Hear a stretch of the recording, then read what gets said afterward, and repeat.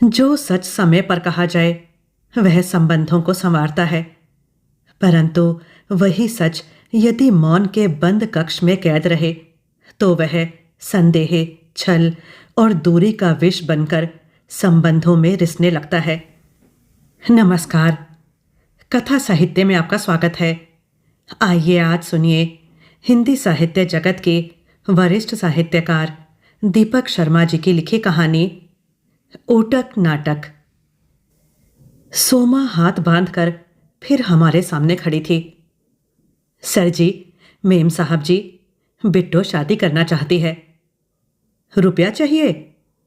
मेरे पति मुस्कुराए। हालांकि चौंकने के साथ साथ मैं थोड़ी सिटपिटाई भी। हमारी तीनों बेटियों में से किसी ने भी अभी विवाह की उतावली नहीं दिखाई है और हमें भी कोई जल्दी नहीं है। नहीं सर जी, हमें रिश्तेदारी चाहिए। लड़का बिट्टो को बहुत चाहता है, बहुत भला है। दहेज की एक को मांग नहीं, सिर्फ रिश्तेदारी चाहिए। फिर क्या मुश्किल है? मैंने पूछा। उसे बिट्टो ने हमें आपकी मौसेरी बहन बता डाला है।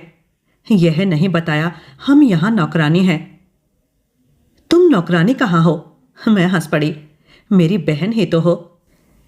अभी तुम्हारी बेबी लोग को फोन लगाती हूं, तुम्हें तुम्हारा नाम लेने की बजाय मौसी बुलाया करें। तुम्हें इसके बारे में दोबारा सोच लेना चाहिए, मेरे पति ने मुझे टोक दिया। रिश्तेदारी तानना एक बहुत जिम्मेदारी का काम है। ठीक है सोमा, तुम अपना काम देखो। दूसरों के सामने मैं अपने पति के साथ कभी बहस नहीं करती, जब तक मैं सोचती हूं। सोमा मेरे पति के चपरासी चुन्नी लाल की बहन है। 23 साल पहले की आकस्मिक परिस्थितियां उस माँ बेटी को हमारे घर लाई थीं। बेटी उस समय कुल जमा 5 साल की थी और माँ को विधवा हुए अभी कुछ माह ही हुए थे और वो नौकरी तलाश रही थी। इधर अपनी तीसरी बेटी सारंग के स्कूल में दाखिल होते ही मैंने भी एक स्कूल में अध्यापन का काम पकड़ लिया था। मेरे स्कूल के घंटे लंबे थे, सुबह 7 बजे से दोपहर 2:30 बजे तक, जबकि मेरी बेटियों का स्कूल 9 से 1 का रहा। ऐसे में मुझे एक आया की सख्त जरूरत थी जो उन्हें दोपहर का खाना एक माँ की तरह खिला सके, उनके टिफिन कर्तव्य निष्ठा से तैयार कर सके। माँ का नाम सोमा था और बेटी का शशिबाला। हालांकि हम माँ बेटियां अपनी निजी बातचीत में माँ को विनती ही कहा करती और बेटी को गूज। माँ के पास हर समय कोई ना कोई विनती तैयार रहा करती और बेटी के पास कोई ना कोई बेतुकी हरकत या मांग। हर चीज को नापने जोखने और फिर छूने की बेटी को बुरी आदत थी, मगर उसकी उम्र और कुतूहल को देखते हुए हम उसे रोकती ना थीं। कई कीमती चीजें उसके हाथ से गिरीं और टूटी भी। तिस पर तुर्रा यह कि वो कोई भी जिद पकड़ लेती।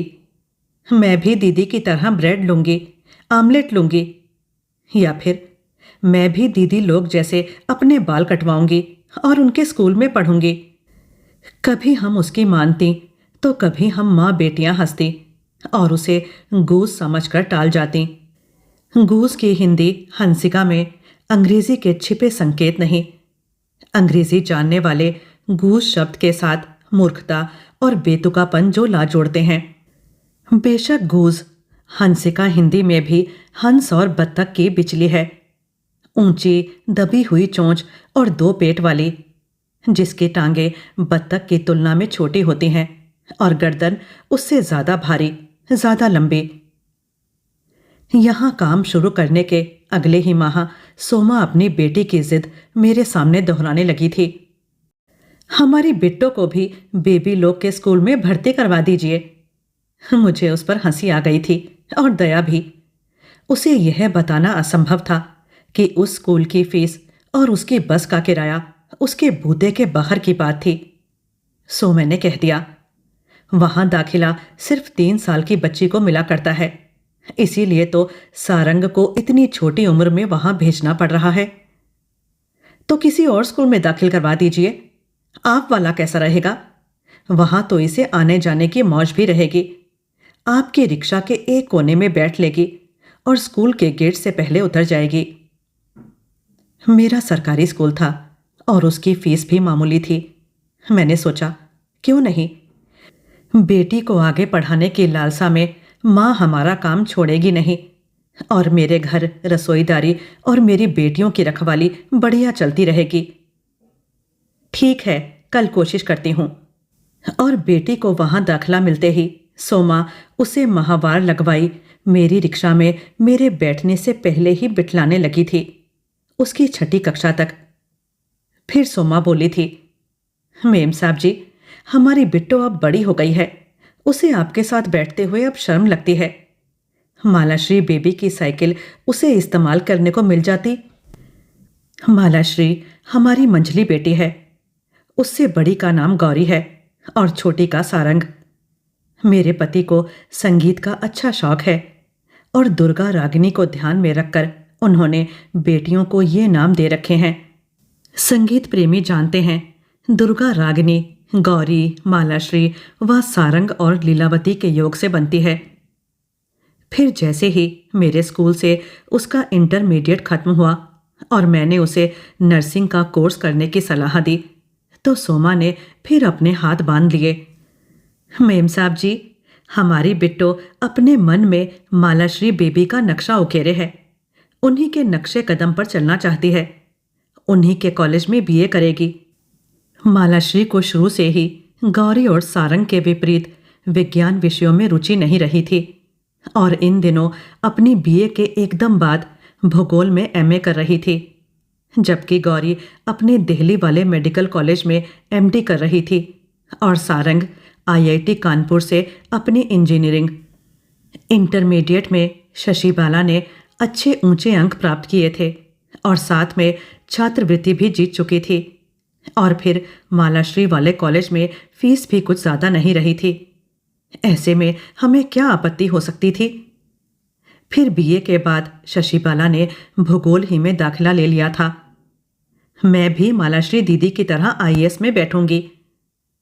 इस बीच मालाश्री अपने पहले ही प्रयास में आईएएस में चुन ली गई थी और कस्बापुर में अपनी तैनाती भी पा ली थी। बल्कि उन 3 बहनों में वही सबसे पहले अपनी जीवन वृत्ति में पहुंची।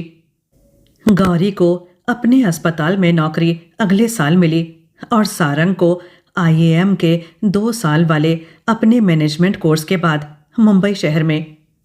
इधर आईएएस की परीक्षा में 2 साल फेल हो जाने के बाद शशिबाला प्रादेशिक प्रशासनिक सेवा में जब स्थान पाई तो सोमा की अगली विनती तैयार हो ली।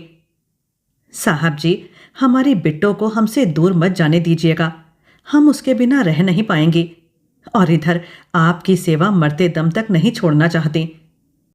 मेरे पति के अनुमोदन पर लखनऊ में तैनाती पाए शशिबाला के 6 माह अभी बीते भी ना थे कि उसकी इस नई मांग को लेकर सोमा जब तब हम पति पत्नी को आ घेरती।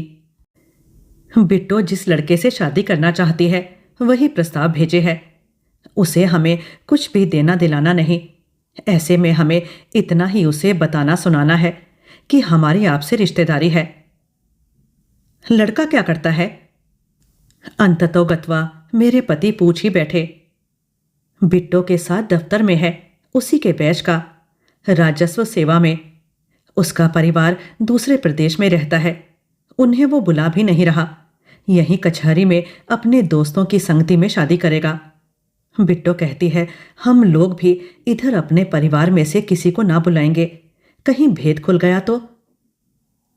भेद कभी तो खुलेगा ही, मेरे पति ने उसे चेताया और फिर मेरी ओर देखकर बोले, नियत से है said, all truths that are kept silent become poisonous. ये कह रहे हैं अब बोले सभी सच विषैले बन जाया करते हैं। मैं सोमा की ओर देखने लगी। भेद ना बताने पर वह विष जमा करता रहता है। भेद जब की जब खुलेगा तब की तब शादी हो चुकी होगी। साहब जी, मेम साहब जी, बिट्टो कहती है वो अभी से उसे इतना चाहता है तो शादी के बाद तो तिगुना चौगुना चाहने लगेगा। जब वो अपनी पूरी की पूरी तनख्वाह हर महीने उसके हाथ में थमा दिया करेगी। इस माँ की हिम्मत के सामने मैं क्या इतना हौसला नहीं रख सकती जो मैं इसे अपना बहनापा दे सकूं? अंग्रेजी ही में अपने को अपना प्रतिवाद वापस लेने का निवेदन किया, एक अंग्रेजी कहावत के साथ। Even a king has poor relatives.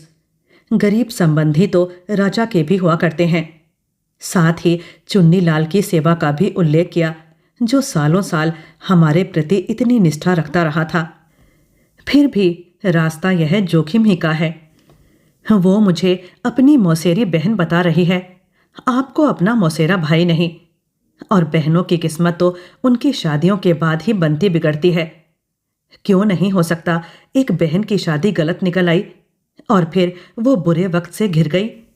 अंग्रेजी में मैंने अपनी बात पर फिर जोर दिया। और वो लड़का कौन मेरी माँ से या इसकी माँ से मिलने जा रहा है? मैं यही समझता हूँ, तुम्हें इस माँ बेटी के झूठ में शामिल नहीं होना चाहिए।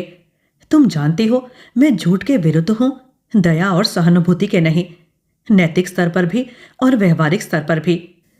दूसरे को भ्रम में रखना अपने को असुरक्षित करना है। जब यह झूठ उस लड़के पर प्रकट होगा तो इसके परिणाम भयंकर हो सकते हैं। मैं तुमसे बाद में बात करती हूँ सोमा। उसे टाल देना अनिवार्य हो गया।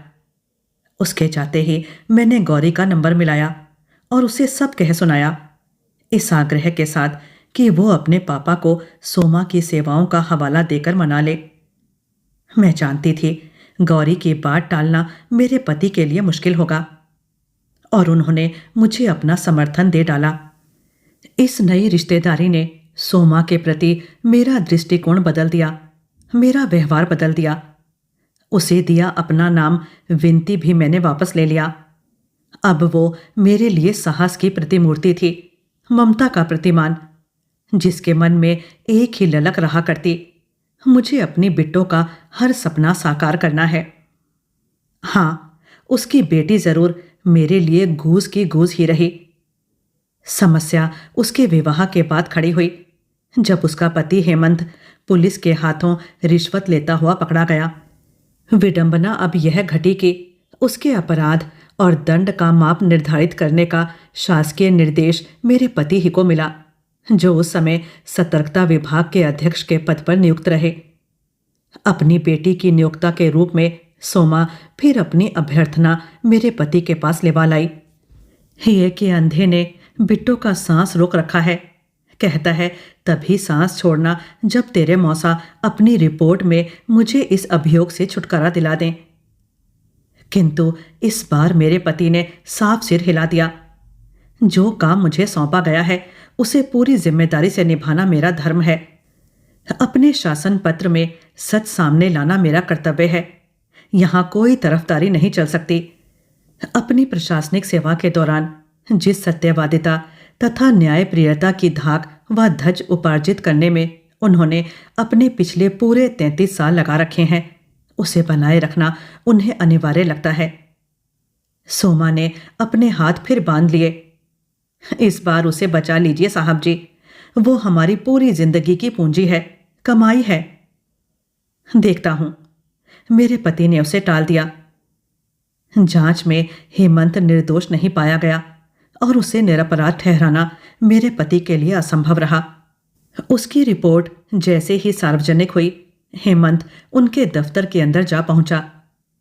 मैं सब समझ गया हूं। आपने मेरी रिपोर्ट क्यों बिगाड़ी है? क्यों बिगाड़ी है? क्योंकि आप हमारी मौसी को नीचा दिखाना चाहते हैं, उनके मायके वालों को नीचा दिखाना चाहते हैं। आप क्या कह रहे हैं? चुन्नीलाल उस समय मेरे पति के पास उपस्थित था। हेमंत ने झन से उसके चेहरे पर एक तमाचा जड़ दिया। हट, हम बड़े लोग के बीच आएगा? मैं तुझसे बात नहीं कर रहा, अपने मौसिया ससुर से बात कर रहा हूं। एक विडंबना यह भी रही कि शशिबाला ने चुन्नीलाल को हेमंत से कभी मिलने ही नहीं दिया था। हालांकि चुन्नीलाल जरूर जानता रहा था शशिबाला उसी से ब्याही थी।